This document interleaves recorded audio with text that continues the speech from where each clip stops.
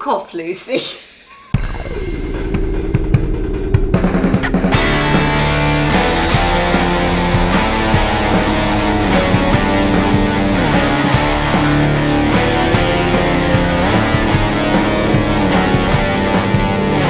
Be careful what you say or I'll wash your mouth out with soap. Yes, I know. Yes.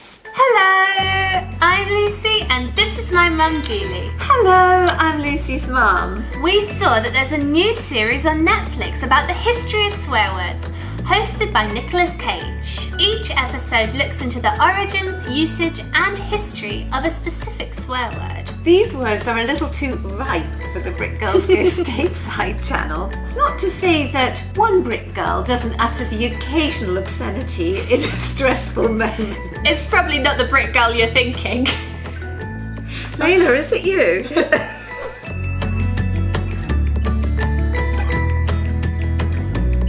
For a word to be a swear word, it must have the potential to offend, so it crosses the line into some sort of taboo territory. Swear words will tend to cluster around certain topics, like lavatory matters, sex, or religion.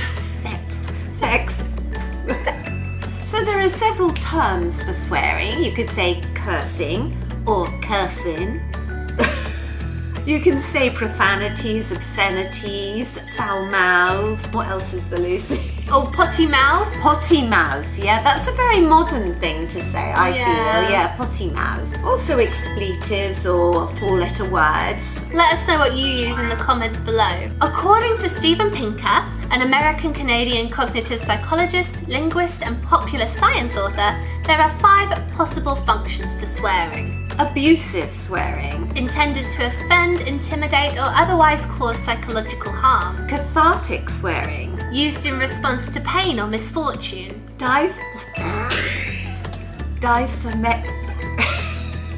Dysphometic swearing. Easy for you to say. Used to convey that the speaker thinks negatively about the subject matter and intended to make the listener think the same. Emphatic swearing. Used to draw additional attention to whatever the speaker thinks additional attention needs to be paid to. Idiomatic swearing. Used for no other purpose except to imply that the relationship between the speaker and the listener is informal. In the United States, courts have generally ruled that the government does not have the right to prosecute someone solely for the use of an expletive, which would be a violation of his or her right to free speech enshrined in the First Amendment. On the other hand, they have upheld convictions of people who use profanity to incite riots, harass people, or disturb the peace. In the UK, swearing in public is not usually a criminal offence, although context may constitute a component of a crime. In England and Wales, swearing in public where it is seen to cause harassment, alarm or distress may constitute an offence under Section 5(1) and 6 of the Public Order Act 1986. In Scotland, a similar common law offence of breach of the peace covers issues causing public alarm and distress. Swearing in the workplace can be an act of gross misconduct under certain circumstances. Minced oaths are euphemisms made by clipping or changing profane words to make them less objectionable. Here are a few examples you may like to play around with instead of going for that full-on naughty curse word. Obviously, some people may still find them offensive, in which case, please switch off now. Say gosh instead of God in order to not offend anyone, or oh my gosh instead of oh my god. Yes, very good. There are several alternatives to the S word. For example, a type of mushroom, shiitake. Shiitake? I think I said that with an accent. Shiitake. Yeah. Oh, I'm going to call my daughter Shiitake. Jiminy Cricket. In the movie Pinocchio, Walt Disney used Jiminy Cricket instead of Jesus Christ. Knowing this, it makes sense why Jiminy was Pinocchio's conscience, giving man the power to choose over what is right and wrong. Having said that, another word for Christ is crikey, which is terribly British. And a bit Australian too. Yeah, oh yeah, they say it a lot, don't they? Crikey. American versions are like gee or gee whiz or geez or gee, Jeepers creepers. Where did you get those peepers? Yeah.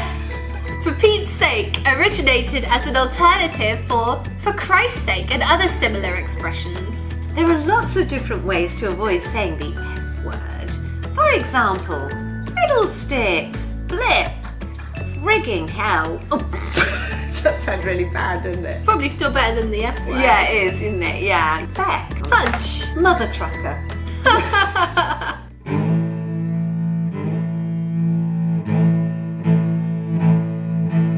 A couple of theories surround this minced oath, both seafaring in nature, but the most common explanation is a salacious one. According to a spicy rumour, in the 15 and 1600s, prostitutes lived aboard ships to service the sailors. Occasionally, a product of such physical exertions was the birth of a baby. Labour took place behind a screen between two cannons, called guns on the ship. The captain logged a berth on board as son of a gun. Americans sometimes use words like darn or dang or dang nabbit, particularly in cartoons. Yeah, I was going to say! Heavens to Betsy. This quaint US expression perhaps refers to Betsy Ross, the creator of the first American flag. The first seamstress of the US, if you will. You're very knowledgeable. Yeah, I know. It's not that it's written down here at all. Did you know that Davy Crockett's first rifle was called Old Betsy? Oh, I do now. Mm. So clever. I How do know. you know these things? Blimey.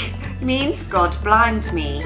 Poor blimey. This is a typical Cockney term, Blimey O'Reilly. said in a not very Irish accent. These are all expressions of surprise, contempt, disgust, boredom, frustration, probably other things as well. Naff, meaning worthless, tacky, unfashionable. Naff off. Oh, rude. Why not let us know your favourite minced oath in the comments below? Please give us a like, and if you haven't done so already, we'd really appreciate it if you would subscribe to our channel. Okay, look forward to seeing you soon. Bye!